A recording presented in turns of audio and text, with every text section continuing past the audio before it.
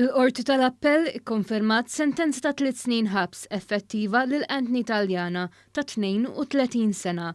Dan wara li Taliana appella mis-sentenza li ngħatatlu fuq każ li jmur lura għall-2009 meta kkaġuna l-mewt ta' Ċiklist James Clifford Micallef ftul il-Kosta f'baħar iċ-Ċagħaq.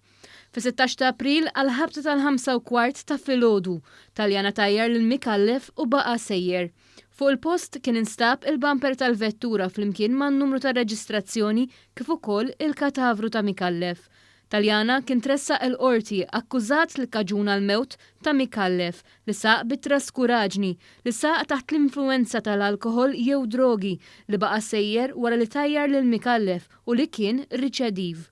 War li qiset il-gravità tal-każ flimkien mal-akkużi mresqa kontra Taliana, l-imħallef Edwina Grima ikkonfermat is-sentenza fejn sostniet kif ma sabet ebda raġuni għalfejn għandha tinbidel il-pina. It-tabib Jan Kirkop ressaq kontroprotest ġudizzjarju fil-konfront ta' żewġ taħwa brabta ma' allegazzjonijiet li saru fil-konfront tiegħu dwar wirt li ma' allegazzjonijiet Kirkop sejħilhom infondati u ċaħadhom.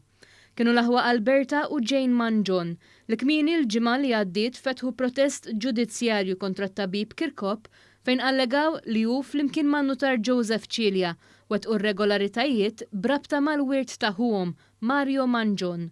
Mario Manjon tilef ħajtu waqt li kien pożittiv għal COVID-19 fi frar u wara mewtu ħalla l-wirt tiegħu lit-tabib Kirkop. Fil-kontroprotest, it-tabib Kirkop sostna kif Manjon kien ħabib kbir tal-familja tiegħu, tant li Kirkop kien iqisu bħala t-tieni missier tiegħu. Kien għalhekk li Dr. Kirkop saħaq li fid-dawl ta' dawn l-insinwazzjonijiet bla bażi se jieħu l-passi neċessarji kollha biex iħares l-interessi tiegħu u ta' familtu. Il-kontroprotest ġie ffirmat mill-avukati Matthew Paris, Luke Dalli u Anne Marie Tajjar.